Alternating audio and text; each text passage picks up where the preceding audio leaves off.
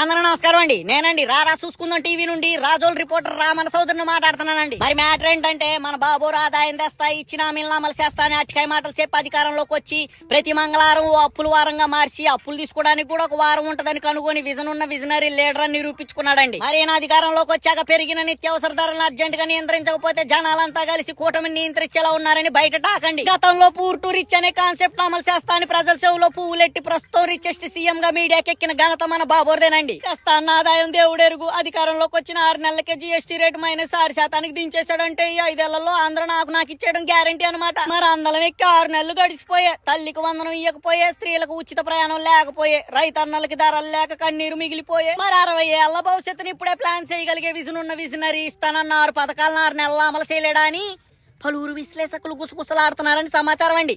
ఉంటాండి మరి. వేసేసాడు, బాగా వేసేసాడు.